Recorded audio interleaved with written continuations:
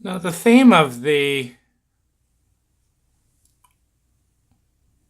exploration is how chauvinism intersects in these different facets of our lives.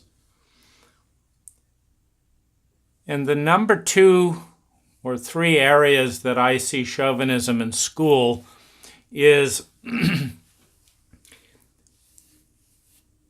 in the absence of honor of feminine energy within the curriculum. Meaning the feminine energy and the feminine expression of both men and women involves embracing the science of emotion. And I'll just touch on that very briefly.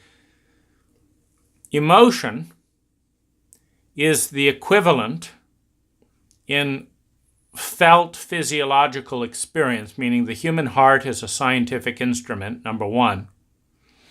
And number 2, it refracts energy, much like the eyes refract light. Only rather than generating color, it generates feelings. So if you refract light through an energy of this size, there are certain lights, or of this amplitude, there are certain beams of light that come through that and create a certain color.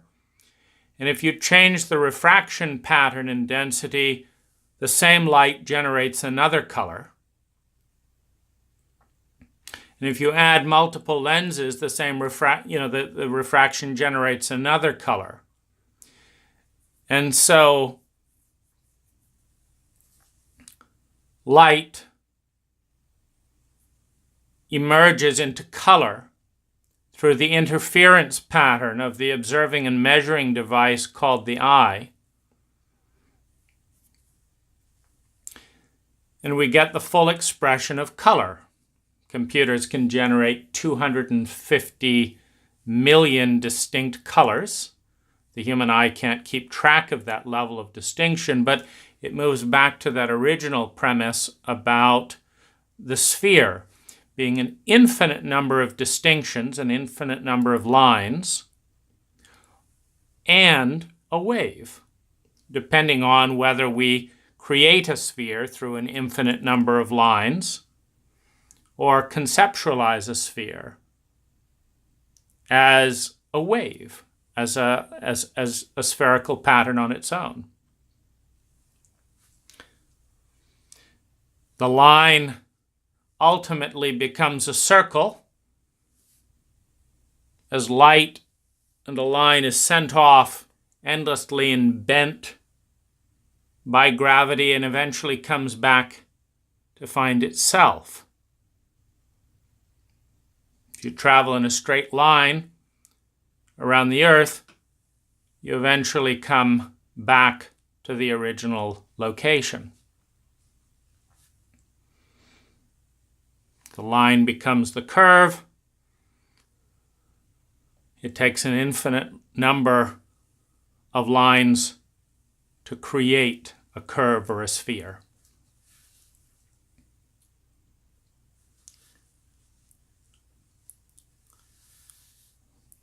Within the feminine expression of things that we need to learn, emotional literacy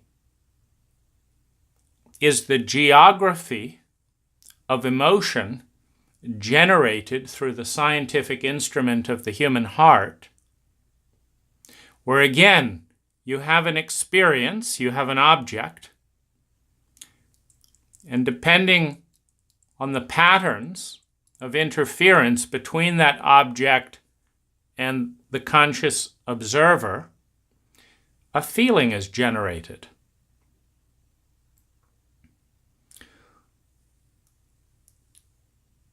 When you change the interference pattern, you change the feelings. When you change the environment, you change the feelings. If the environment is different, you can manipulate and generate any emotional state by manipulating and generating the environment that's being refracted through the heart. And you can also manipulate and change the emotions generated by refracting the interference patterns, the thoughts, expectations, beliefs.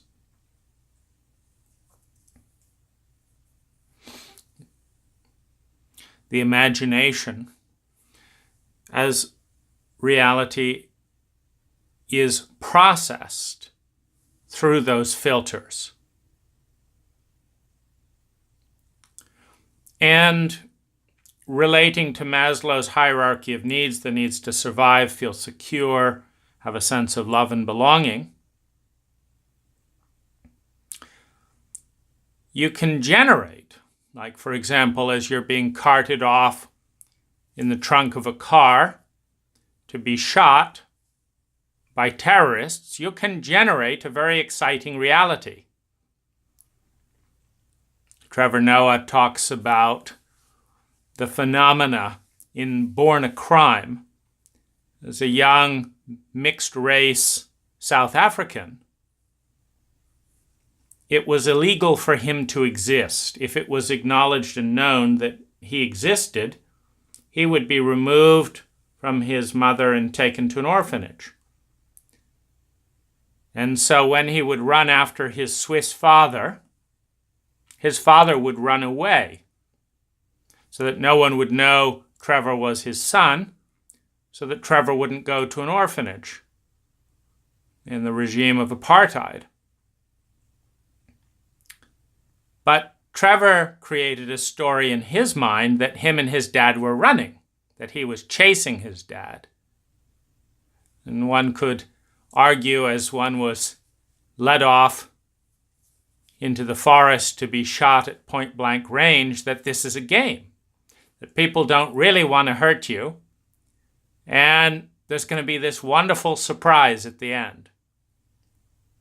And perhaps there is. The gun goes off, the burden of the body falls away, and there you are, in the afterlife of your imagination. And wasn't it lovely that those people initiated you into such a magical domain where things are not bound in the density of physical matter? You just have to think and imagine them, and they're right there in a timeless way.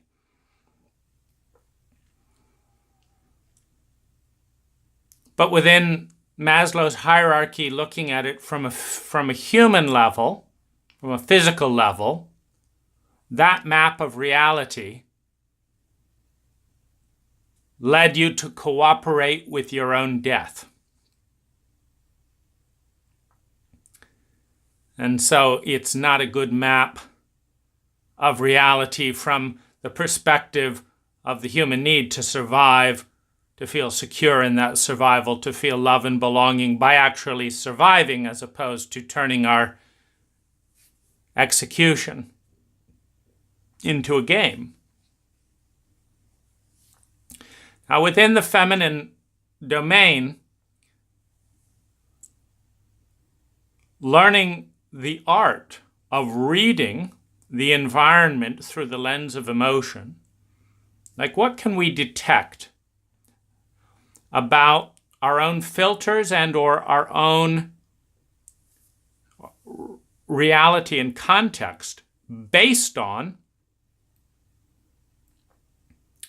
what we're experiencing in our environment? What can we determine from that? And there's so much to learn in this terrain. As a graphic artist, you learn a whole language of relating shapes and colors. As an emotional artist, you can learn through the sounds of emotion, the tapestry of context, the tapestry of one's reality by sending out feelers like sonar emotionally and having them bounce back, and you can get a sense of the emotional landscape, which is a shared landscape. Through mirror neurons, there is a natural migration. This Emotional Life, a PBS program, one of the great accidents, because we never do emotional studies directly in America, because that would break the chauvinistic pattern. So we do emotional studies indirectly. We were studying something important for several decades, a town of 60,000 or so people.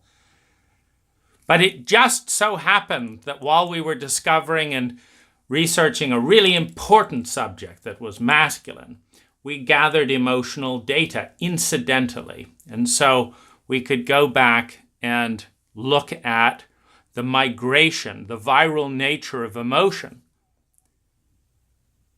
The fact that if your best friend was depressed, you were 25% more likely to be depressed yourself because emotions migrate. Gary Slutkin talks about, he's in epidemiology, there's a great TED talk. Gary Slutkin talks about the way violence migrates like a virus, a bit like fire. If you want to know where the next outbreak of violence will be, the best place to go is where the last outbreak of violence was. A bit like herpes. If you want to know where the next outbreak of herpes will be, look at the partner of the last outbreak of herpes. And statistically, that's where the outbreak will occur. There's a migration mentally, emotionally, as well as physically, of successful memes, of successful viruses. Now, this is one of the single most important sciences that is possible to be studied. Because if we go back to that original point of just, is there anything in our reality, certainly in this frame, is there anything that you can see or feel or hear that has not been directly affected by a vast number of human beings creating or allowing? You know, we're such a dynamic species that if a tree is there, it's often because we decided not to cut it down. It's not just because that tree decided to, stay there and we couldn't do anything about it, and all the other trees they said, please cut us down, and we had nothing to do with it. They just started falling down on their own. No, there's a pattern of engagement with human activity, of creating or allowing. In Schindler's List, when Schindler is trying to get some of his sociopathic buddies to spare a few Jewish lives, he says, the real sign of power is to know so clearly your own superiority, your own ability to kill and murder another human being, that you don't even have to do it. It's like, sure, when you're weak, you might have to prove that you have it in you, that you've got the strength to murder some Jews.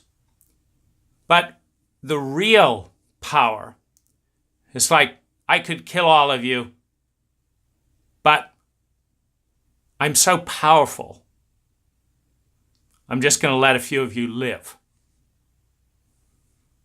It's like, oh, Well, I want to be really powerful, right?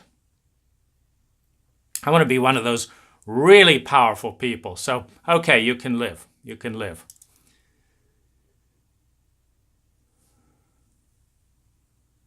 Creating reality by allowing.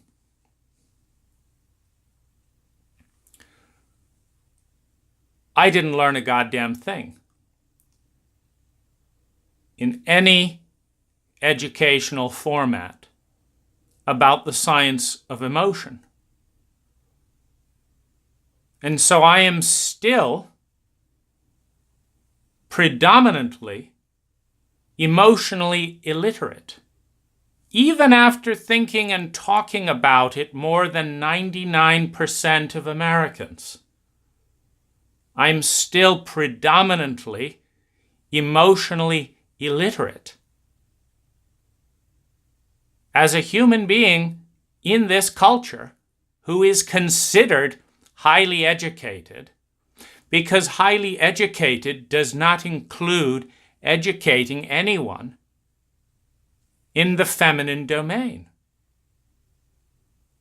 Now, I mentioned poetry, and I wrote 3,000 to 5,000 poems. And there's a language that emerges between emotion and imagination. It's a science. And the science is, first there's a feeling, and you capture it in an image. Then you follow the image and see how it wants to grow, because everything is seeking to return to wholeness, to go back to the sphere, to return to symmetry, to be released, to find rest at a place of balance. Inertia, everything is seeking to come into a balanced relationship.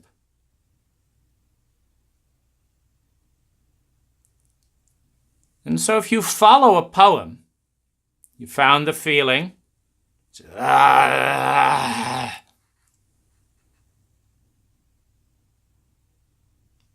fuck this box of wood chips, Aha, okay, we've got the emotion captured. Poetry is an intuitive language. It's not meant to be rational. It's meant to be a structure that holds a charge. Okay, so what do we have there? Wood chips. What happens with wood chips? Where do they go? They can be burnt. They can be composted. They can float away on a stream. Within the language of emotion, once you've captured a feeling in a structure, an image, an idea, a word, you can now work with the structure, and lo and behold, the emotion that was captured and represented by that structure changes along with the structure. And if you do this a good 1,000 times, you'll find a process where energy goes deeper and deeper into core patterns, and then liberates and releases. It's a fascinating thing to watch. It brings a great deal of comfort to dark journeys, to know that they always come out. Now, not the end of a book.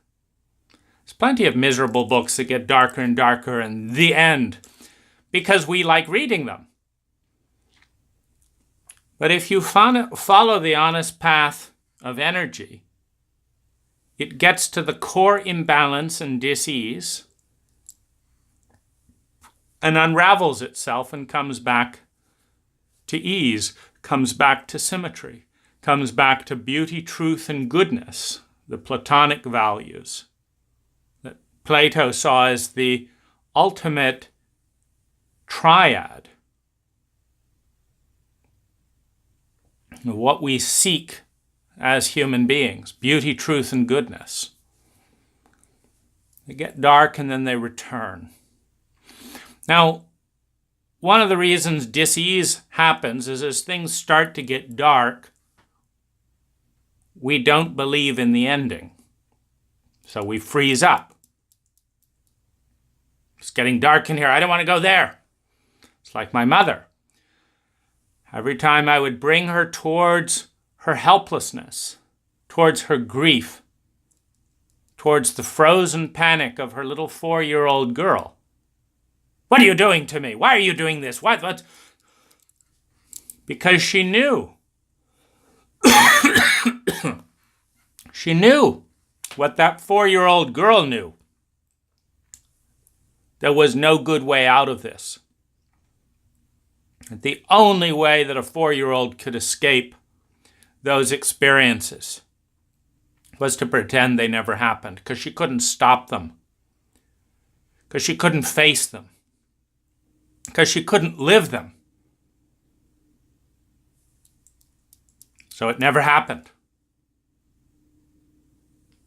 So the entire buildup of survival is predicated on a fantasy that then requires more fantasy and more fantasy and more fantasy, and pretty soon no one can be real in my mother's world, because that reality ultimately leads back to that event. When you don't have the understanding of how energy works, you won't go into a dark place because you're sure you'll never come out. In Robert Bly's book, Iron John, certain warriors go into a certain part of the wood and they don't come back.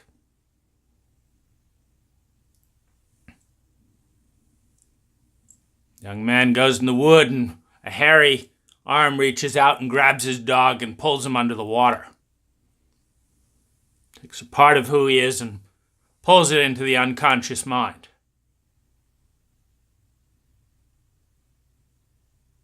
And our young man starts bucketing that water out, bucket by bucket. There's about 10 years of therapy for you. Getting out, finding the wild man, that shadowy part that doesn't fit into middle-class America. It's been buried.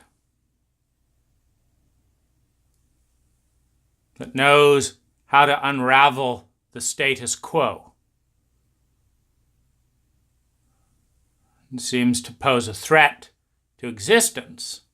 There's this interesting dance that goes on. We don't learn anything about this in school. We don't even learn that we don't learn.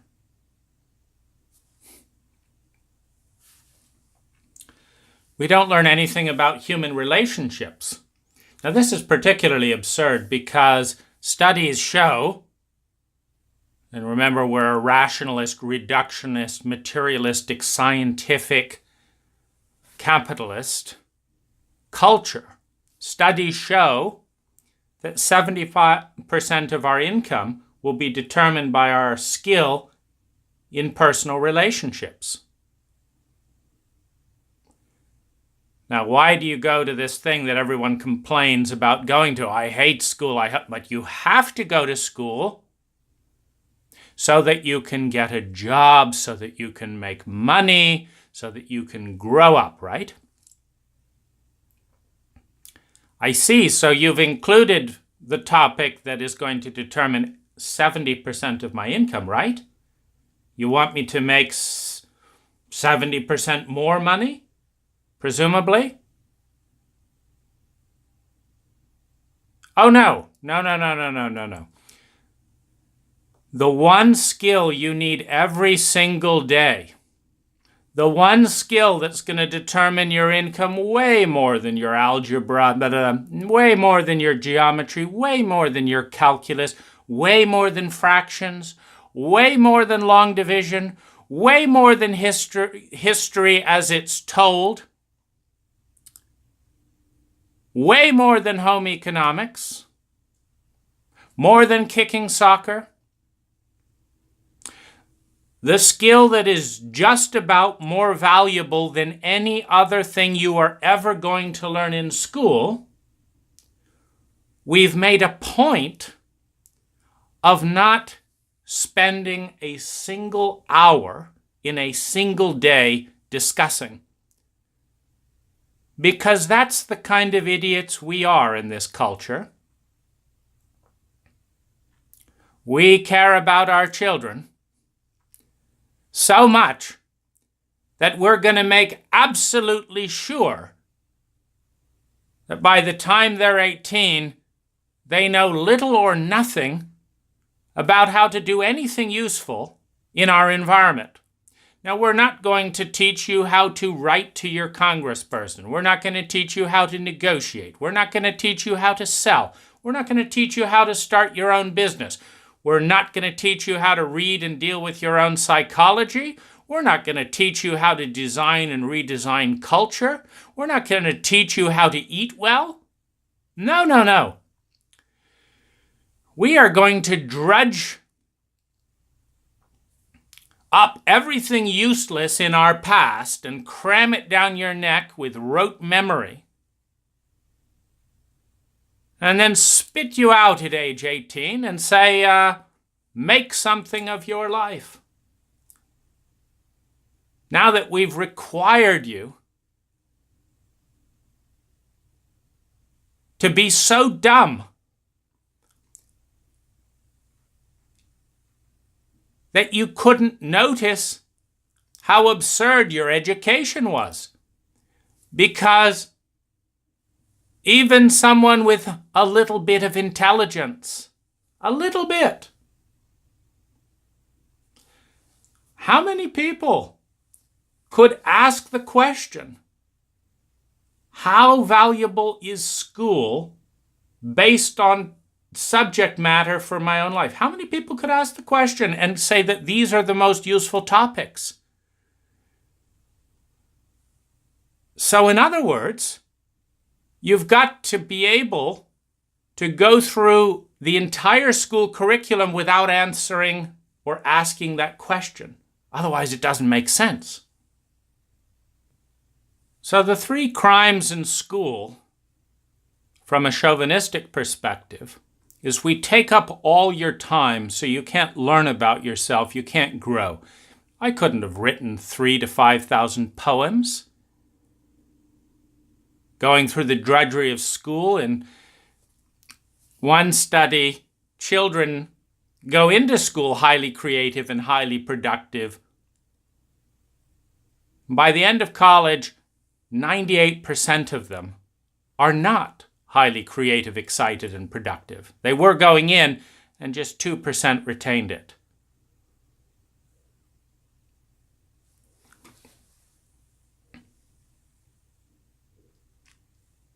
School takes up all your time. It teaches you an unconstructive way to relate to the culture, basically being punished for being different. And it negates the entire feminine terrain. Not linking art to psychology.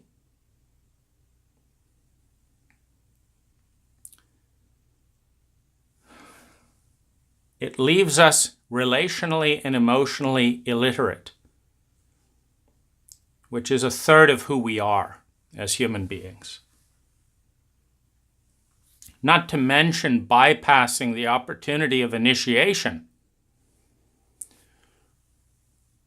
from the childlike, acculturated brain into an adult that can think for themselves.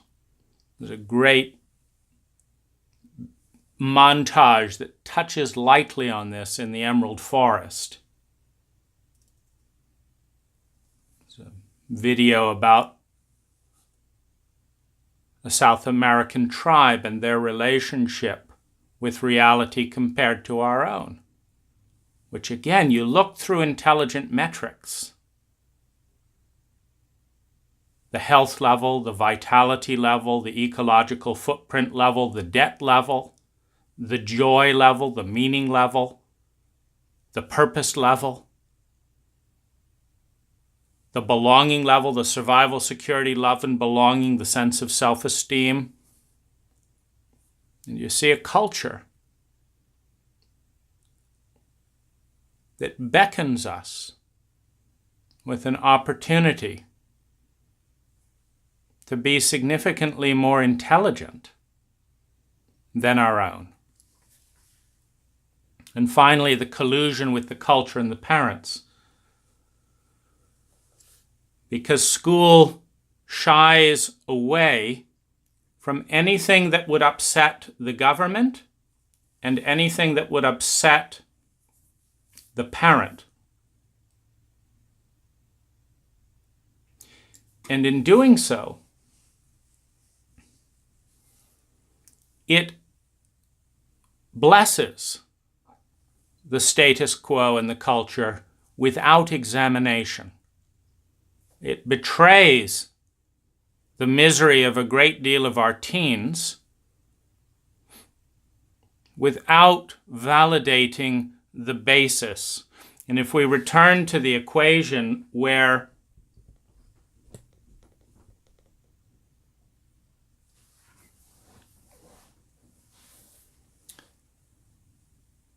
many of our teens have a higher probability of committing suicide than dying by many other causes.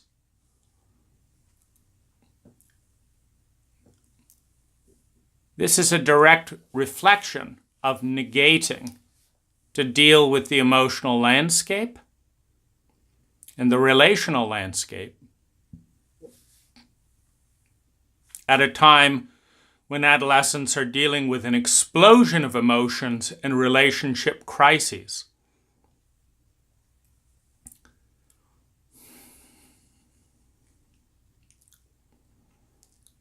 I want to go into this domain of the psychology of suicide.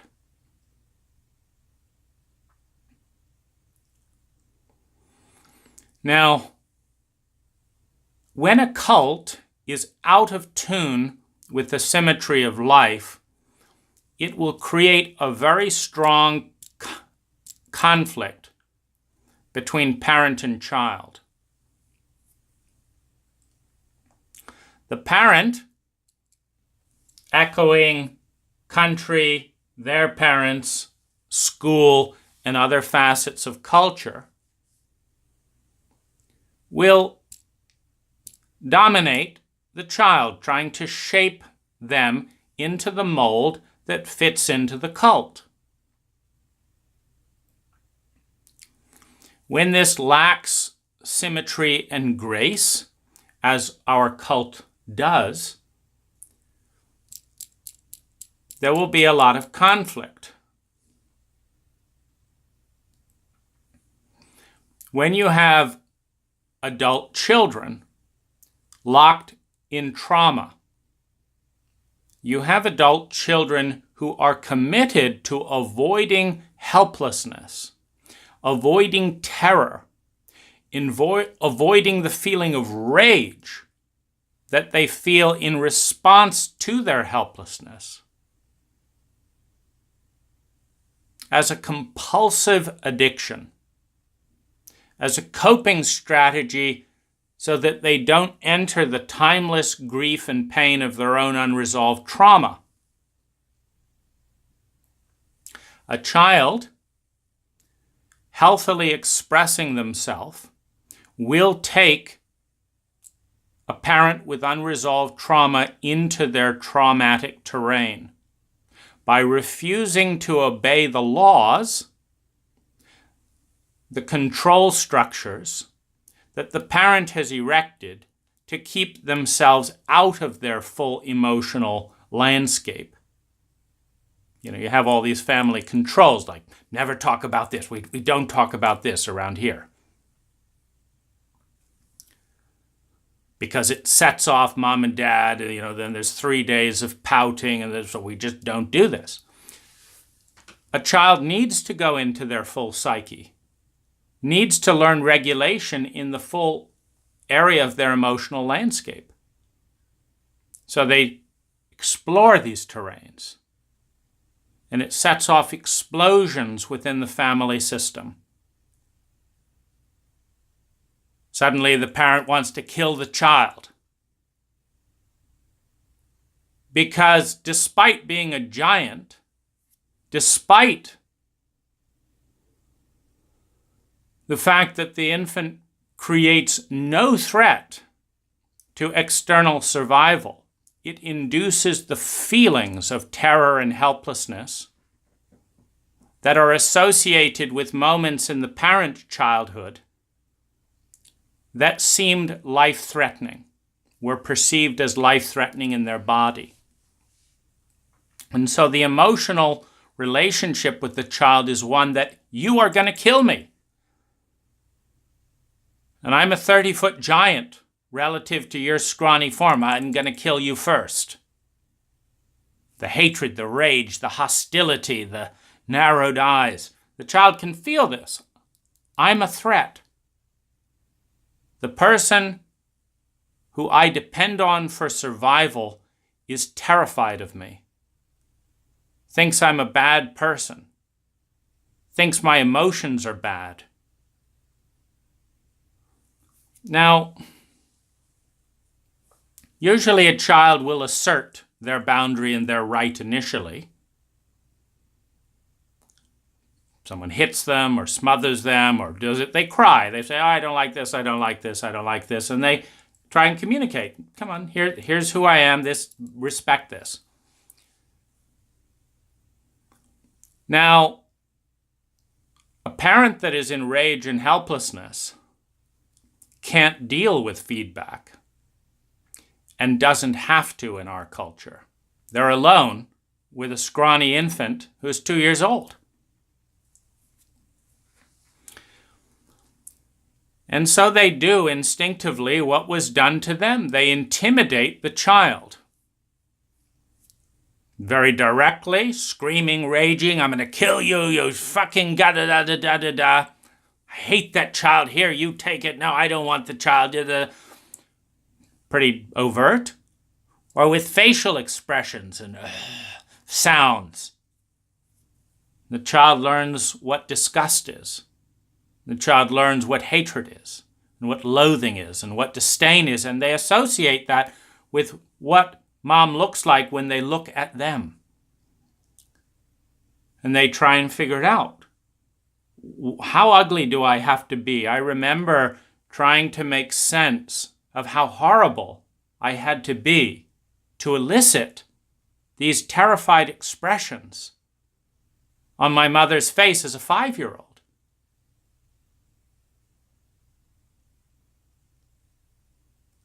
And they all seem to correlate with me existing and with me having feelings and with me communicating those feelings or trying to connect. If I connected, if I had feelings, if I said something real, I was hateful, terrifying, protected from. In the physiology of a traumatized adult child mother's body. And when this is unconscious in a culture that refuses to deal with this stuff, it's my job as a 5-year-old to figure out how terrible I am that I'm having this effect. I say, look at me! And because I startled my mother back from her fantasy into her body, I'm a terribly frightening, horrible thing. Get away, get away. Oh. This kid will be the death of me. This is very disorienting for a child. They learn that they are the problem by adults that can't communicate anything else.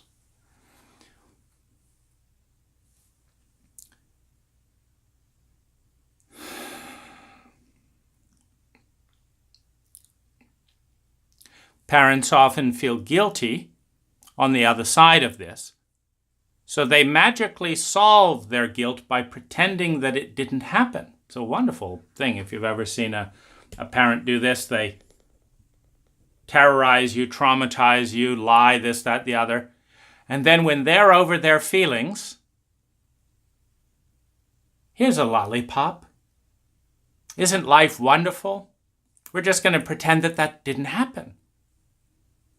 It's like, not only am I maybe going to die, maybe this and that, the other, but it's just vanished.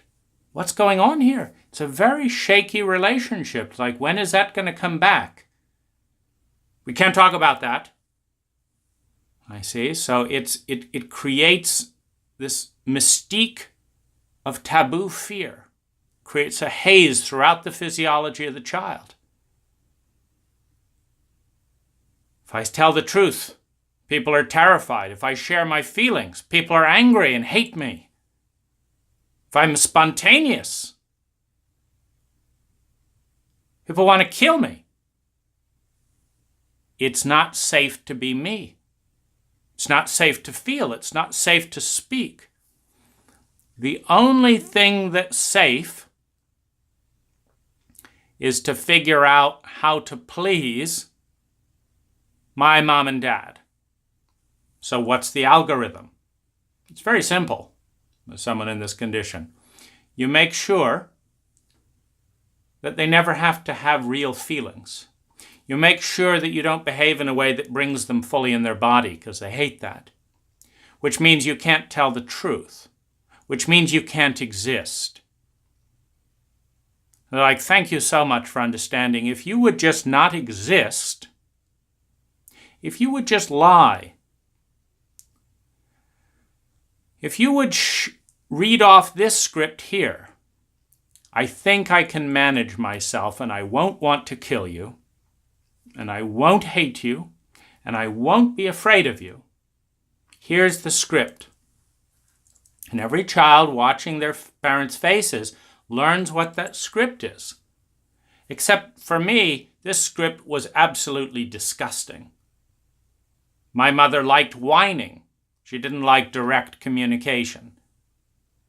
She was very comfortable when I whined, so I started finding myself whining. It was boring to whine. But speaking like this, which is very natural to me, terrified my parents. If your parents are terrified and you're 5 years old, your survival odds are not very good. And so I took on this script to try and be the thing that wouldn't scare my parents. And they loved it. They extended the same contract to each one of my siblings. Now, some part of the traumatized child is just grateful to be alive. I'm so glad we could come to an agreement. I will lie here. I won't do this. I won't do this. And you will feel comfortable. It's wonderful. But another part is angry. Another part is scared. Another part goes crazy. Another part is insane. And another part is deeply, deeply depressed. Because it is being deeply, deeply suppressed. It is denied on so many levels. And the conscious mind of the child is cooperating with the denial. But there's always a little bit of hope in every child that one day, they will be allowed to be real. They will be allowed to feel what they feel, think what they think, see what is obvious to them in front of their own eyes, live in their own body without threat and fear, and be who they are without being hated by the people they depend on for survival. And so a child pushes. The inner soul, the spirit of the child pushes out over time. Can you accept this little bit? Too much? Too much? Even that one little truth was too much? I used to have these conversations with my mother. Once I left home at 17, she'd call up every 2 to 5 years and say, Dane, it would be so nice to talk and have a relationship. And I'd say, Sherilyn, that was how I'd help distinguish myself from falling into the vortex. I'd say, Sherilyn, you have never wanted to hear what I have to say. You have never wanted to hear what... No, I want to hear what you have to say. I want to be close. Whatever gave you that impression, because part of the contract is not only not to share what you feel, but not to share that there's anything wrong. That's kind of what is the burial of the burial. So first we bury the conscious mind of the child, the felt experience of the child. But what kind of self-respecting parent would feel good about themselves if they knew that they were asking their child to be buried? I mean, would you feel good about yourself as a parent saying the only way that I feel halfway comfortable in my own skin is because I regularly, ritually murder my child's psyche, burying and drowning every part of my child's truth that makes me uncomfortable, and they do it because they depend on me for survival and because they care about my feelings more than I care about their feelings. And they know that I can't handle my own feelings. They know that. And so they bury truth upon truth upon truth so that I feel comfortable. They are taking care of me. Aren't I a proud parent? No. This doesn't read very well at all. So we've got to rewrite the script, right? The child develops more and more symptoms as they suppress and twist and warp the truth, as they go crazy trying to protect the parent's sanity, because children don't feel comfortable acknowledging the frailty of their parents when they're still dependent. They don't feel comfortable saying, I am with an insane, sociopathic, murderous, out of control, chauvinistic, trauma survivor who needs help in a way that I and no one else in this culture knows how to respond to.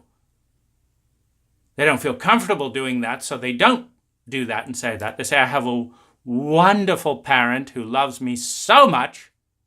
And they turn to the parent and smile. Oh, isn't that nice? Little ice cream cone for you. Then they have to lie about the lies. And then lie about that. And then lie about this. And so layer upon layer of deception is going on to protect the parent's secret. Now, every layer of deception makes the core essence of the child more and more invisible, which means more and more lonely. Invisibility equals loneliness. Now, the symptoms of that burial start to, chronic fatigue, exhaustion, anxiety, hyperactivity, nightmares, this, that. The symptoms of this present themselves. And the symptoms can either be laid at the parent's feet. Okay, I murdered myself on your behalf. I'm burying this, and then I'm burying that I'm burying it. Are you satisfied? No, it's not. Let's bury that we've buried that we've buried. Okay, now I'm beginning to act strange because that's what energy does when it gets out of alignment with all this deception. Okay. I'm so sorry that I'm a bad child parent. This has nothing to do with you. You must be so fed up with me. Another symptom? Now I'm depressed. Gosh, after all the money you spent on my law degree and this, here I am, I reward you with depression. And the parents say, there, it's not so bad. And they feel very comfortable because the child is owning the entire family disease and exonerating the parent. And as is often the case, whether you look at the US government's relationship above ground and below ground with politics, above ground we have the proclamations, below ground we have the CIA. Above ground we like democracy, below ground bomb the suckers into oblivion if they don't choose what we want them to choose. Above ground we want celebrate our children and their right to be the individuals they are. Below ground, don't you dare associate with this. Don't you dare think that. Don't you make me look bad. Don't you choose this career. Or I will do everything in my considerable power with my knowledge as parent to undermine you, to reinstate the terror of decimation that you probably haven't recovered from if I've done my work right. Don't you think I wouldn't kill you? Oh, my beautiful child, the daughter, Oh, we'd love freedom in the world. It's just so wonderful. Saving the children from drugs as the CIA carts truckload of crack cocaine into black neighborhoods to raise money for weapons for things that are politically incorrect so we can't talk about them.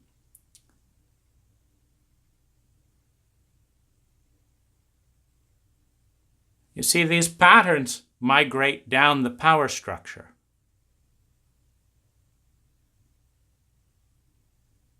Military power, political power, cultural power, parental power coming into the child. And that's why it's important to see the pattern. Because a pattern exists and persists through a combination of causing, allowing, and with allowing, passively standing by, not looking, protecting, denying, masking.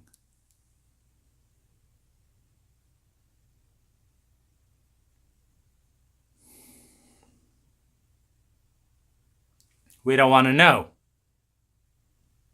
what our CIA is doing, so we don't look, and we don't challenge it.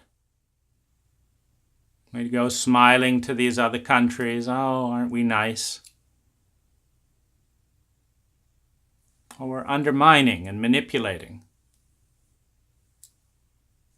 It's a metaphor for the different stages of our own brain. The parts of us still locked in reptilian trauma and coping strategy. The parts of us that have learned to empathize, and the parts of us that are moving towards transcendence.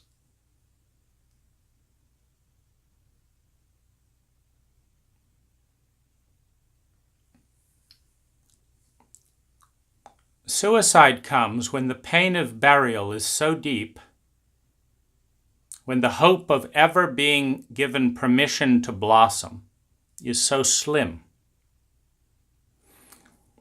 and when every budding blossom of truth is met with disdain, with fear, with hatred, with scorn, with guilt. The child begins to speak the truth after 30 years of suppression and the complete self-absorption of the parent, of the power structure. You know, with Peter Sandhill, after more than a decade of abuse, secrecy, and holding his lies,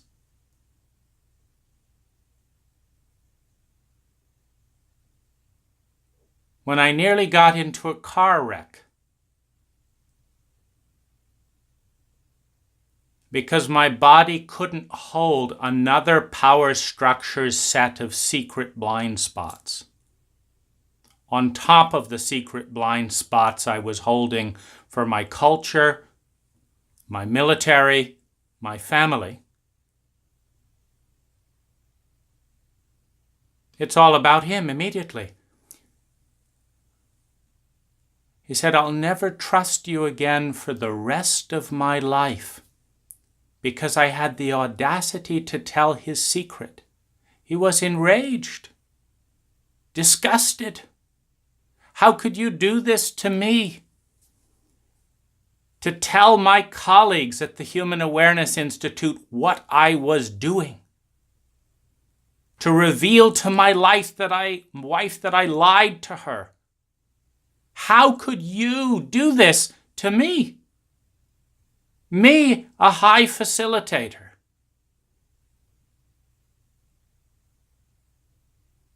Me, the one you paid thousands of dollars to lead, to serve, and to protect you. Me, the one who betrayed you in 1,000 different ways. How could you do this to me?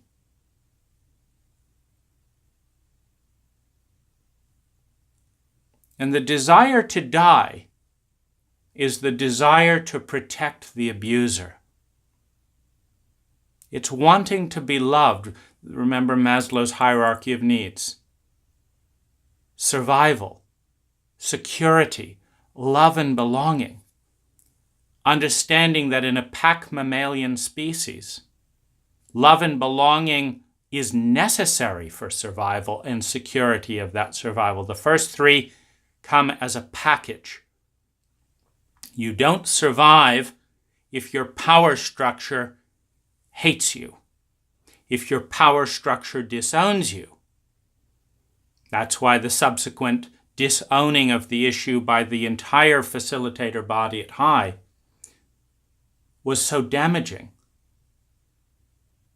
It's turning from one abuser who's attacking the truth to protect their own trauma, certainly, to the larger power structure and saying, please, you've been telling me for 15 years that you're committed to win-win, that this is the room of love, that you want to be of service, that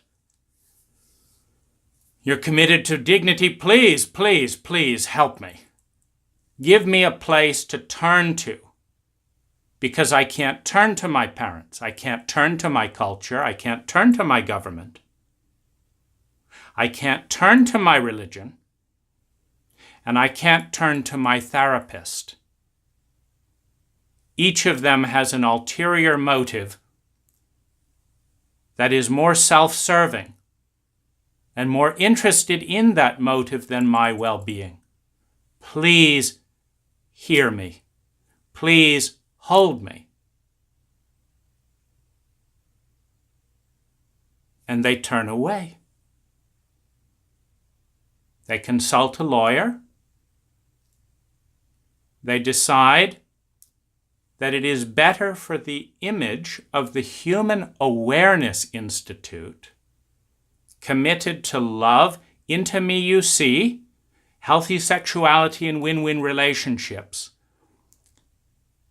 If this be dissociated from High, the organization that trained Peter Sandhill, chose Peter Sandhill, and recommended Peter Sandhill to me without caveat, without disclosing the absence of licensing,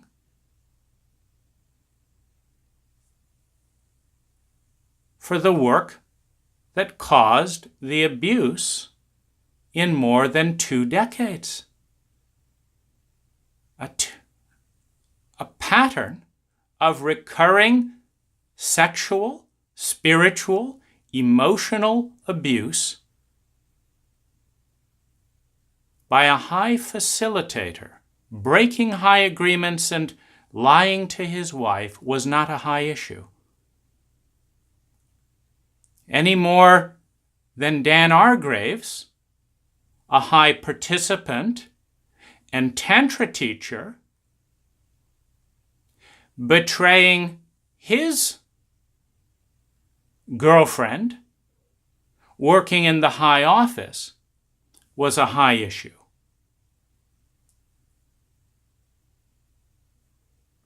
Any more than Dan Argraves threatening in effect to beat me up in a few minutes in my own house if I opened up his little secret was a High issue.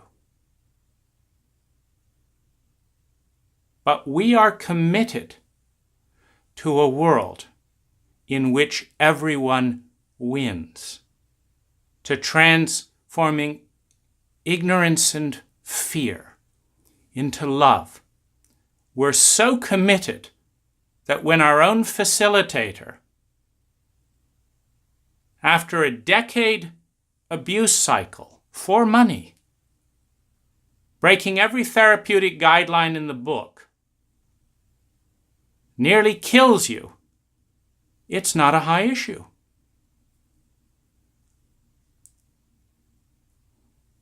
It wasn't a U.S. military issue when my grandfather started abusing my grandmother with PTSD initiated in the military.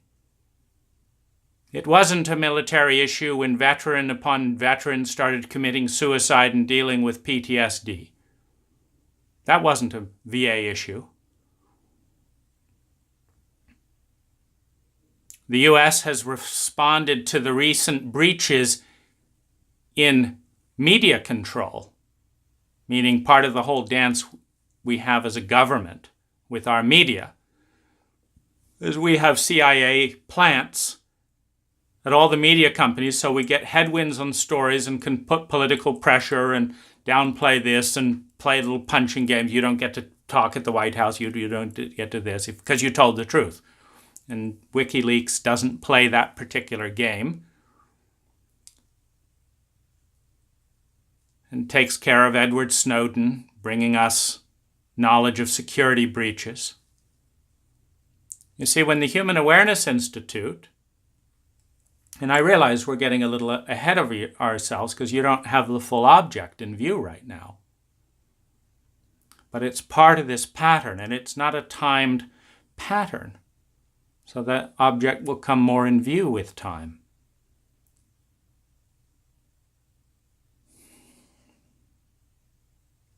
The U.S. government has initiated tens of millions of dollars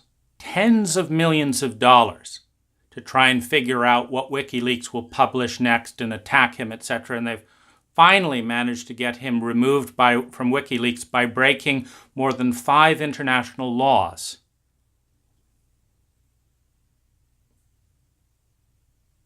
The high facilitators have managed to silence this story by first knocking me off Heartbeat for no reason.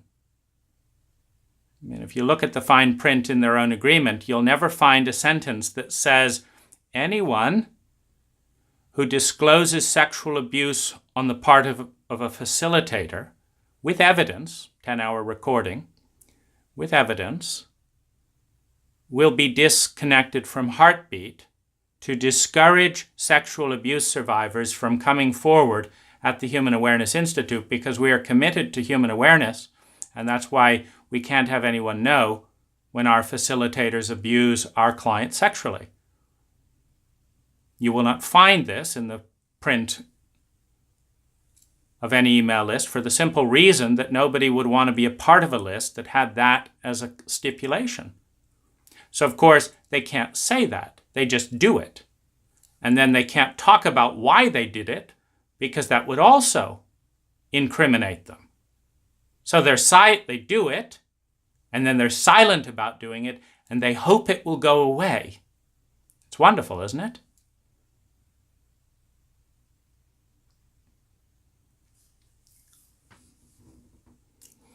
As we move into the chauvinism of the Human Awareness Institute, I knew I didn't know what I was doing emotionally and relationally long before I came to High, because it's simple, it's easy. Why would I know what I'm doing when I've had models like these? So when I heard there was a school that taught love and into me you see and healthy sexuality and win-win relationships, I was up at Harbin within a week of hearing about it. I decided to do a workshop the very next weekend, and I took my first level 1, level 2, and level 3 in the first month back to back.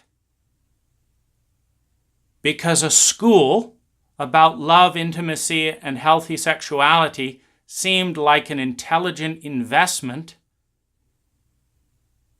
to offset the chauvinistic expression of emotional and relational illiteracy put forth by our culture and our school. It's a great form of illiteracy. We just make it taboo to talk about anything intelligent directly. Mrs. Robinson,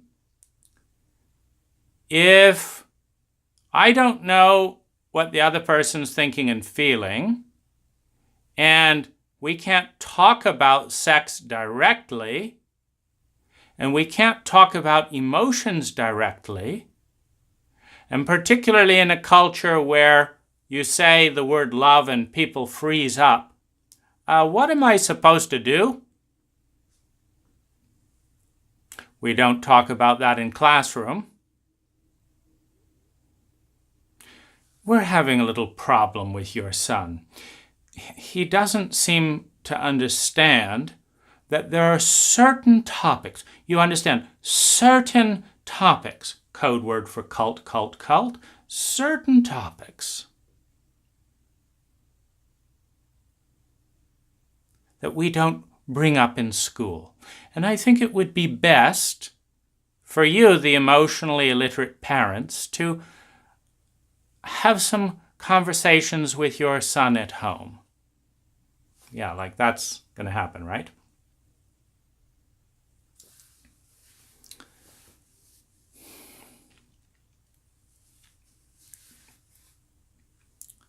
When a child knows that who they are, what they feel, and expressing that will get them hated, will potentially kill their parents, will ruin their lives, and certainly make them persona non gratis. And they are in extraordinary pain from attempting to live up to this secrecy compact since before there were words. See, before there are words, a child starts watching the parent to see what's okay to elicit in the dance.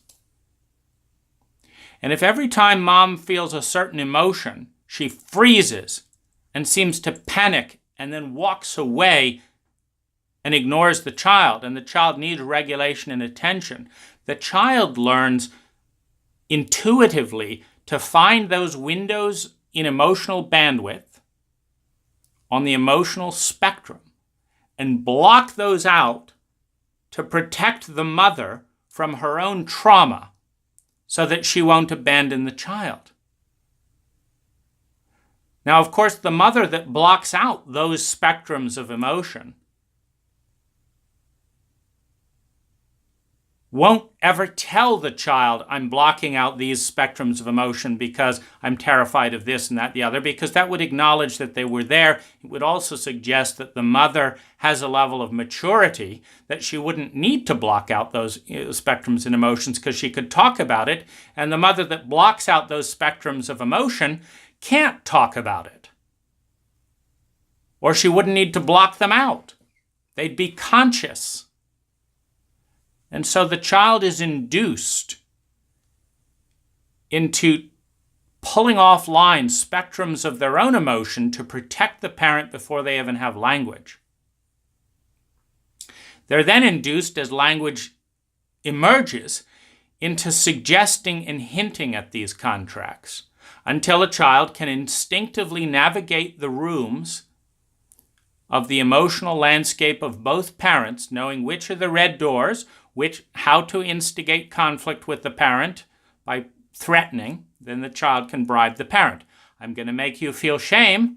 We both know there's some weird thing behind that room that you will do anything not to feel because you've spent your whole life bribing me not to go there. This is important to me, so I'm going to knock at the door, and you're either going to give me what I want, or I might just open that door a crack. And sure, you can beat the shit out of me, and sure, you can rail at me and tell me what an ungrateful and rotten child I am. But you're also going to feel bad about yourself because we know your guilt is right over here. So after you've done beating me and railing at me for hinting that you have an unexplored door here, you're then going to give me what I want. So why don't we just cut to the chase? You can give me what I want right now, and I won't go into these doors. Okay. I learned with my parents that one of those doors was the truth around their need to induce the worst in each of my siblings and I, because I'd watched this pattern in their parenting. I would babysit my children, they'd be lovely. My parents would come home, and they'd be upset at how nicely everyone was behaving with me babysitting. And so they'd send my kids different cues, like, what's going on here? Where's the activity? And my siblings would remember who they were supposed to be. They were supposed to be delinquent, horrible, tantruming, criminal children. And so it would take a few minutes, and they remembered the old program and back to being delinquent. And then my parents would relax. They were satisfied because that's their frame of reality. That's the way things are supposed to be. And I sat my father down and explained this to him, and he went white because this was taboo stuff that nobody was supposed to talk about. He wasn't supposed to know that he was training his kids to be sociopathic to protect himself from his own dread. He wasn't supposed to know that his kids were misbehaving to please him because he needed that as an emotional distraction. He wasn't supposed to know that. So when I pointed it out, he went white. It was very clear he wouldn't go to that topic again. He didn't change his behavior, but he started giving me basically, you do what you want, Dane, just don't make me look at this truth. That suited me just fine as a 15, 16-year-old boy until I could get out of the house at age 17. Now, as soon as I left, my parents did a workover on my siblings, making sure that each of my siblings knew that the reason I left was because I didn't love them, because I was arrogant, because I wanted nothing to do with the family, because I was a bad person, not because I was perfectly clear. Going back to that conversation with my mother, that because first there's, I want to understand you. I so want to understand you. It's like, no, you don't. Oh, yes, I do. No, you don't. Oh, yes, I do. Okay, let's see how you last this one sentence. Here's one sentence. Just a pretty mundane truth of mine, an observation. How dare you say that? So you really think that you want to listen to an hour of this? That you actually want to hear my perspective? My experience as a child? Of you? Of Michael? Of the family? You want to hear that? She's silent because she doesn't want to hear that. She wants to hear the fantasy reality, the one that I'm supposed to tell her. So it's a very simple thing. Mom, you go have your fantasy with anyone you can induce into your fantasy, and I will not disturb you. You want to imagine realities like this, or like this, or like this, go right ahead. You can have your fantasy. Make up whatever story you want about your parenting. And I will not barge in and correct you. But I'm not going to lie and bury myself to make you comfortable that your fantasy is a fantasy.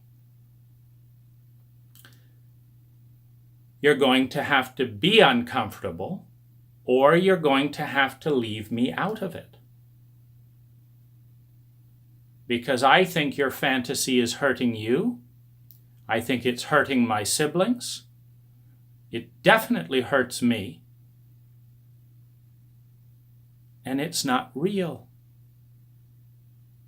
It's not my frame of reference. So off she goes for 2 to 5 years, then she calls up hoping, it's like, are you ready to buy into my fantasy again? No? Not yet? Well, I'll try again another 5 years. It's like, Mom, it's actually not going to work that way. If you want to connect, you actually have to take the time to go into the depths of the realities you asked me to obliterate so that you could be comfortable, avoiding awkward truths. You want to connect and be who you are? I'm interested. It's a complete waste of everyone's time to relate to the fantasy version of who you are and the fantasy version that you want me to be. And you don't even want to talk about that, let alone who I actually am. You don't want to talk that there is a fantasy. You don't have to. There's plenty in America who can do that. And I really think, having watched this dynamic in my own relationships with my parents, watching the fear in other parents' faces, watching the fear in therapists, watching the fear at high, watching the fear in teachers, I really think that there's a contract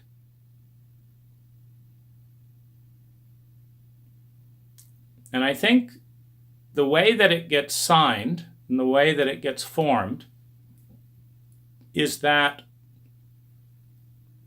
the child brings the full circle of who they are, the unacculturated self, into the reality. It elicits through mirror neurons the full psyche within the parent and within the power structure. This triggers alarms of all the places within the psyche and within the culture that are traumatized, wounded, taboo to talk about, and creates enormous alarm bells in the power structure and in the parent that something is disrupting the mold of the cult. And this starts an intensive force, which is, of course, easy to do when you have a 30-foot giant relating with a little person who is dependent on the 30-foot giant for survival, security, love, and belonging, as well as a sense of self-esteem. That all of that will be withheld if you do not conform to the cult. And this is done through facial expressions, pre-verbally, through patterns of connection and withdrawal.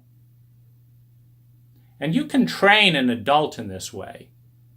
This is one of the things when we get to relating, I started learning I was a different person with each person I was with. And I looked at the code because I'm at one level the same person and I'm open to being all these different people. And so I wanted to know why I was this way with this person and this way with another person. How was it happening? And I realized it's the feedback cycle. I'm a great chef with partner A because partner A oohs, ahs, laughs, and smiles and enjoys every ounce of my food. And so I work 3 times harder to be a great chef with partner A.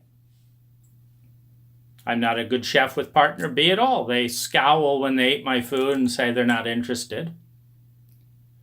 But with partner B, I'm a great artist because they ooh and ah, they give me custom art paintings, they comment on my style, they this, and suddenly I find myself writing poetry and painting and doing this and this and this because that's what gets the reward. And it doesn't get punished, and it doesn't get scorned, and it doesn't get rejected. And with partner C, I'm a great tennis player. Now, she doesn't really like my painting. It's a little bit, well, shall we say, unusual. But she likes to play tennis with a handsome young man.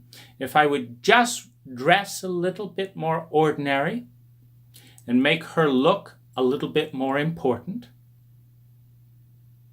She would love to be fucked and love to play tennis. And voila! The lusty fucker and the tennis player emerges from the probability field to satisfy her desire and her reward and pain system.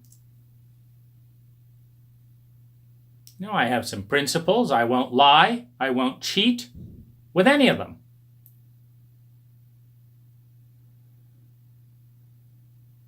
But within those principles, there's a lot of latitude.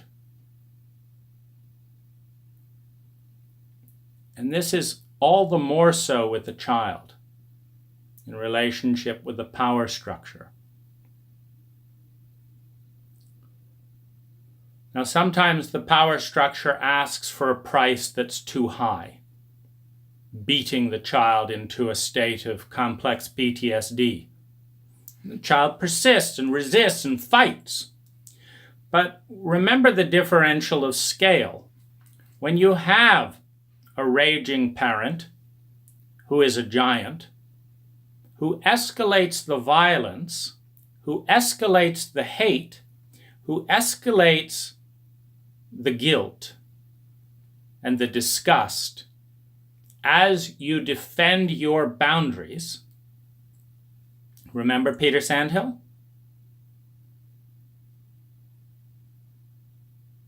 When he first walked away and started breaking agreements and negating his role, I started nudging and asking, could you do this, could you do this? And he'd block it. And could you respond to this? No, he'd block it. And then he started getting more hostile. Do your own work, do this. And when it got worse and worse and worse, he became increasingly distancing.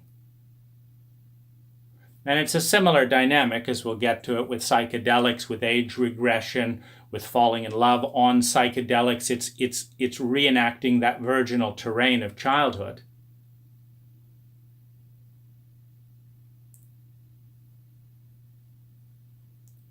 When a parent escalates violation and violence in response to a healthy defense of boundaries,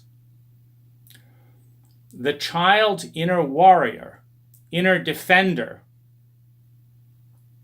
experiences a change of strategy, a reversal. And the reversal works like this. You're violating my boundary. You're hurting me. I don't like it. Stop. Perfectly straightforward, healthy, natural defense. A healthy, non-abused parent, child, therapist, whatever, will learn attunement and will respect and attune to that boundary. But this isn't a healthy culture, parent, child, therapist. So it gets escalated. Who do you think you are? How dare you? How dare you talk back to me? You shut up or I'll kill you. The intensity is there. The awareness that this force could kill me. The awareness that they hate. The awareness that they're an addict. The awareness that they can't control themselves goes through the physiology of the child. And the defender that was once asserting the boundary says, look, vulnerable self, here's the deal. The more I try and defend you, the more enraged and out of control the abuser becomes. I could get you killed because I'm not strong enough to say no and hold up. I can't defend you. So here's what I'm going to do. I'm going to flip, and I'm going to become the internalized abuser. And I'm going to model and say for the abuser what they want to say. And this should let off some of their steam. So they do. They flip. I'm a useless person. I'm so sorry I had feelings. I never should have asked you this. I deserve to die. So now we've got the warrior attacking the self, and the abuse lessens off. Well, thank you for saying that. You are a terrible client, a terrible person, a terrible child. I'll hand it to you. But I think we could say, we'll forgive you for being such an asshole and da-da-da-da-da, and we'll just move on, right? Well, thank you. That's so generous of you. That's so very kind. I'm a really bad person. I've taken up so much of your time. Well, we all make mistakes. By owning the adult, the parents, the therapist's inadequacy, internalizing the abuse, and withdrawing the terror, the trauma in the therapist, in the power structure, in the parent, in the government, feels less threatened. So they become a little bit more benevolent. Now, the problem comes when this happens very young. It's not conscious, first of all. And the body comes away with a message. You will be dead if you confront the abuser. You will be dead if you challenge the contract of secrecy. You will be dead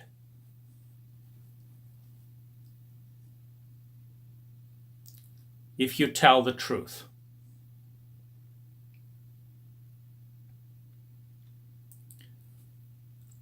And so the psyche, the protector, does its utmost best to stuff things with food. For example, after this incident with Peter Sandel, I began stuffing myself because the grief and the pain was so intense that I couldn't stay in my body. And I tried to figure out what was the best way to numb the pain to a level I could manage without doing permanent damage. And it seemed like eating sugar and pizza and things like that would definitely numb things, but theoretically, at least, I might be able to lose the weight or something in the future. And so I would stuff myself and I would eat and I would say, like, can I still feel it? I can still feel it. I have to stuff myself. And then, can I still feel it? I better drink and eat a little bit more. Okay, now that I can barely, I'm drunk with sugar and caffeine and fat and cheese and this, now I can sleep. And these binges would hit me as I would try and advocate for myself. That's how I knew I correlated defending myself and asserting myself with death.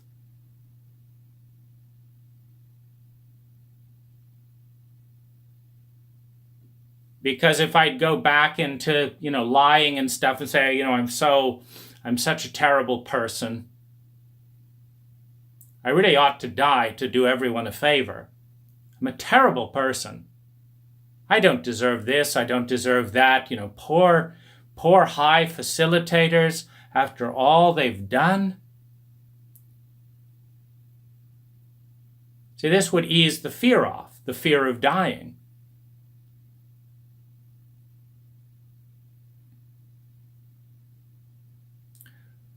When the trauma gets laced in to a point where telling the truth is equated with death, but the lies become too toxic and painful to store in the body any longer, and the life becomes tangled and mangled between protecting the lies and the secrets of the abuser and wanting to be who one is. You see, who one is beautiful, is true, is good, is a joyful experience, as long as it's not attacked and traumatized by the circle around you. There's just one problem. Who one is reveals the secrets of the abuser. That's part of who one is. Part of who I am, part of my life experience, is the survivor of Michael and Sherilyn. Part of who I am is the survivor of Peter Sandhill, of the high facilitators, of Dan Argrave's bullying. And it's healthy to call this out, along with my friend Fred Burks. Now, Fred Burks is a great guy in many respects. He's smart. He also broke an agreement at a really painful moment, and he's never cleaned up his act. And when I told him about the crisis and went into great lengths about what was going on at the Human Awareness Institute, he said, like so many Americans, gotta go. And yet he's trying to do work to heal shame around sexuality. That's what he says he's most interested in. Healing shame around sexuality. And yet I feel ashamed, feeling helpless, feeling terrified, describing to someone who people look up to in the community, who's intersects with High's community, about systemic abuse at the Human Awareness Institute at top levels of leadership, and him acting as if there isn't anything he could possibly do about it. It's not in his little ego circle.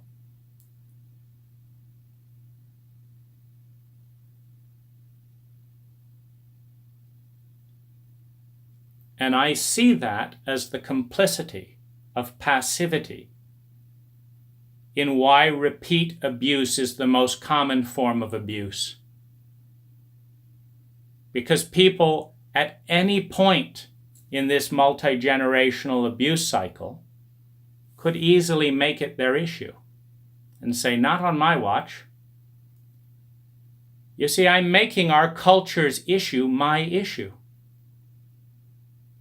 This video makes it my issue to communicate, to give data back to the ecological system about how we can change.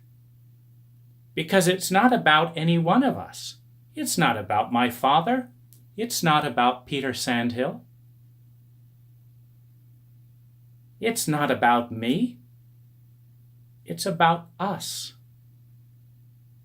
At any point in this entire system, our silence and our activity, sending our kids to dysfunctional schools, refusing to talk to them about the truth, refusing to do our own emotional education, refusing to do shame work. When a friend or a colleague calls up and says, I'm being sexually abused by a power structure, saying, oh well, I guess that's just the way it'll be. At each step of the way, we have a choice to turn away, to deny responsibility, the ability to respond, or we have the choice to respond. And what a healthy individual does when they hear that someone is being abused and marginalized in a highly damaging way within a community of which they are a part is they stick up for that. They say, tell me more. What do you need? How can I help?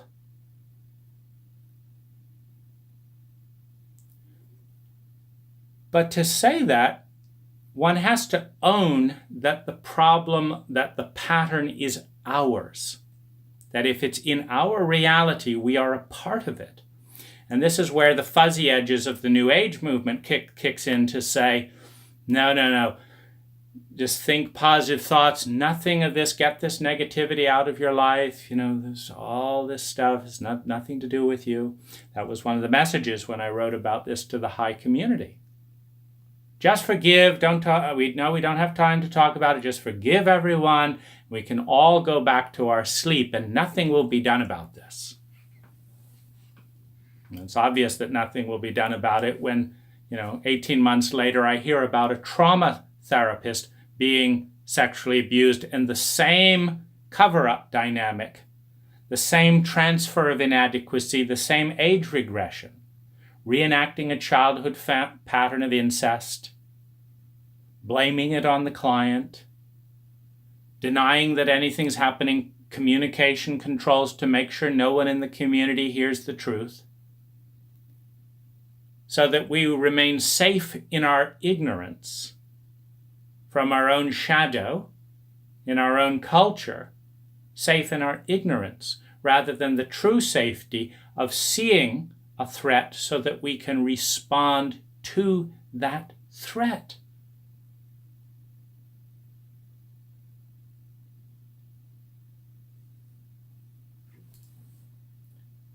The chauvinism in high begins by ignoring the childhood family pattern. In the life cycle, the very old and the very young are in the feminine position. The middle age is when you are in the masculine. You have the most autonomy. When you're 97 years old, most people are going to have to ask for some help. They're going to have to receive because of part of the position of their age. As a 2-year-old, you think you're going to be independent, you didn't need anyone, get a life. Age 20 to 60, say, more of the masculine years, and particularly 20 to 40. Very masculine years. It's all about me. I'm going to do this because I want to do this. I'm going to have experiences. I'm going to test this. It's a very masculine time. And of course, we idolize the 20 to 40-year-olds in our culture because we idolize the full expression of masculine energy. But when you need help desperately because your age regressed, well, then you're low ranking in the culture. But you also, when you look at childhood patterns and you respect those patterns, you see a lot of the time in which your feminine energy was formed, was crystallized into a pattern of accepting this kind of abuse, of being silent in this area, in both men and women. So when I went to high, there was no intake form.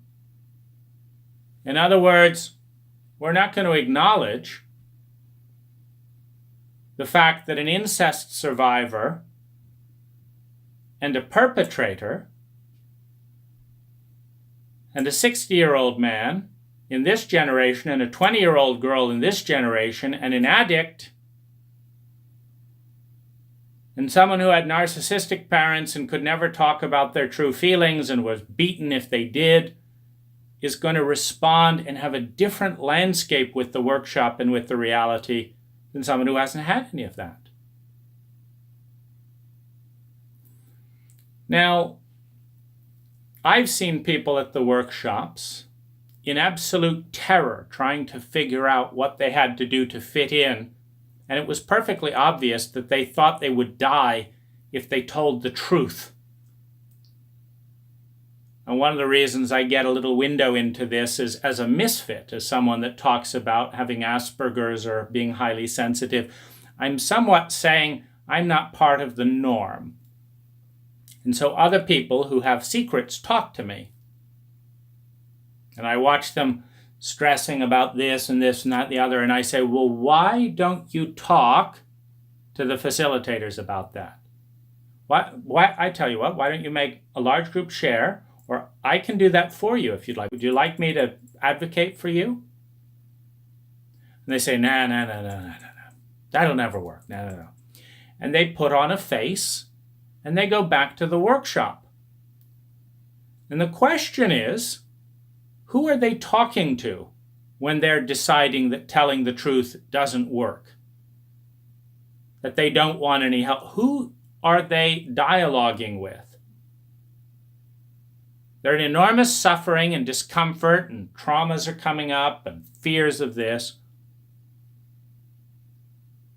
And on the surface, they're being invited to talk about any of that. Anyone have anything they want to share? But who they're talking to is the part at 2 years old that learned that it's life-threatening to speak those truths, because those types of truths are taboo in the system in which they agreed to be silent. You see, and when a child is dominated and dissociated at age 2, they stop growing up. And when they're asked to bury that to protect the parent from shame and embarrassment, no, that never happened. Just watch the face. Well, how are you today, son? You know what that's saying. It's saying, please don't look at me or act in any way that acknowledges that I beat the shit out of you yesterday. Because what would make me feel good as your abuser is to pretend that I'm a great dad and that this never happened. And so, I made you French toast, I'm smiling, and don't you dare go back and deal with the past. That's over because I said it's over. Oh, you want a fucking another beating, do you?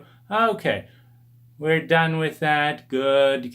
Eat your fucking French toast. I'm a great dad, and don't you forget it, or I'll beat the shit out of you again. Oh, I'm feeling great today, Dad, because I'm happy to lie on your behalf. You fucking coward who can't deal with reality. I'm happy to deal with your delusions because I don't want to have the shit beat out of me again today by a fucking coward who's 30 foot tall and can't even control his feelings, let alone apologize, let alone acknowledge a goddamn thing, you fucking son of a bitch. But I won't tell you about that either. And you can just ask me how I'm feeling a bit later, as if you really want to know, and then punish me every time I tell you, so I say nothing.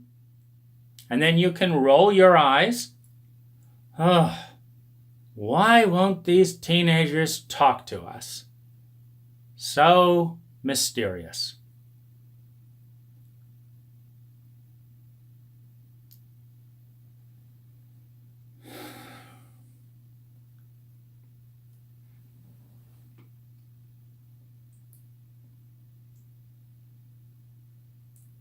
Before you have a sexual relationship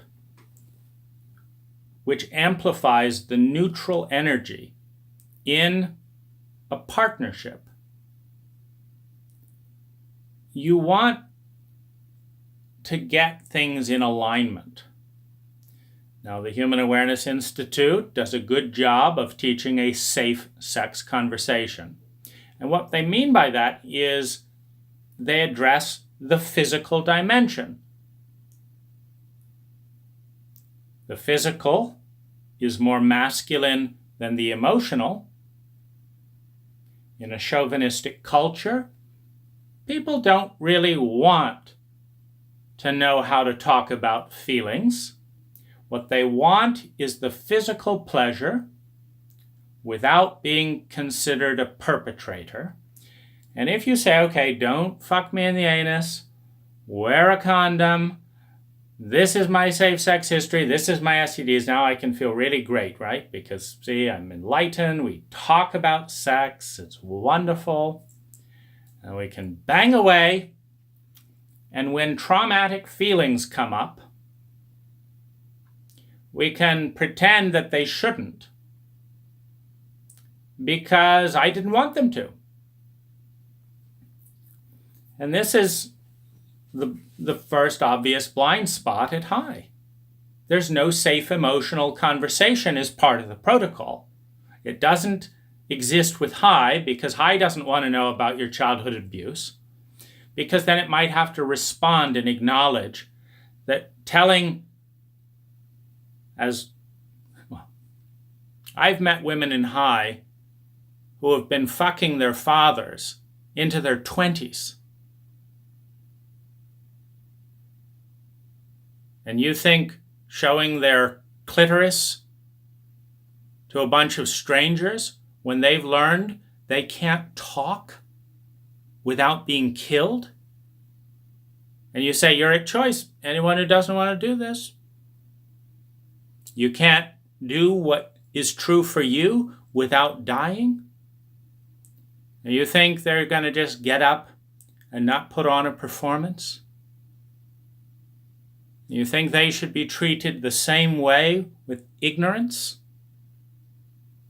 as someone else who's had a perfectly healthy relationship with their father? How am I, as a trauma-illiterate, emotionally illiterate, relationally semi-illiterate, but sexually fluent American man, supposed to deal with a woman who's been sexually abused by her father into her teens? Do you have any idea? Because I don't. Now, when you can attend 100 events at a school professing to teach healthy love, intimacy, and sexuality, that neglects to mention the different sensitivity thresholds on the brain, that neglects to mention the 5 love languages that we experience and need love to come through, that neglects to mention what the definition of love is, that insists on a protocol that ensures blindness about some of the most fundamental patterns in our lives, that accelerates sex 500% without dealing with the definition or healthy response to sexual abuse, that doesn't define trauma or mention the enormous statistical probability, more than 60% per person, meaning that within a couple, there's a 120% probability that one or both of you has unresolved trauma, and that it's going to come up and blow up in your face. It's come up in every single one of the 30 lover relationships that I've had at high, which makes it all the more absurd when Jason Weston's response to my putting this out there is that trauma is not high's focus, and therefore it's perfectly responsible escalating sex by 500%. Without dealing with any of it, because high's job is not really human awareness, or we wouldn't block emails or do this and have secrets and stuff. High's job is to amplify the amount of physical affection without giving a commensurate proportion of physical disease. That's a success, as far as I can tell, for the Human Awareness Institute. And it does a great job of this. If you want a 500% increase in your sex life, take 10 workshops. It'll probably work. Did for me. If you want a 500% increase in the amount of trauma, addiction, shame, awkwardness, sexual abuse, take 10 workshops at high. It will probably work.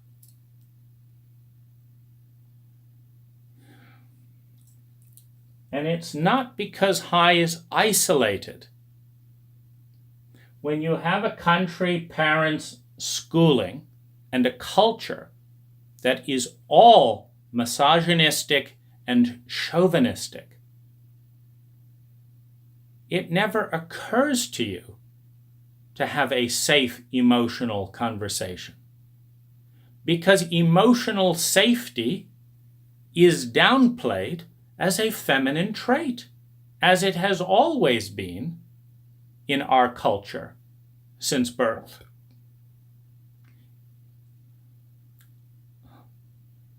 Whether I was abusing someone or being abused or mutually abusing each other, by dishonoring and disrespecting unspoken facets of the psyche that were unconscious, that were repressed for survival coping mechanisms related to trauma. I didn't meet a single woman. I've dated psychotherapists, award-winning authors, 50, 60, 70-year-old women, experienced women with 100 lovers under their belt, inexperienced women, virgins, old, young, Asian, European, American. These conversations are not occurring, and trauma is the inevitable result. Now, what's interesting for me is the position of willful ignorance maintained by the high power structure.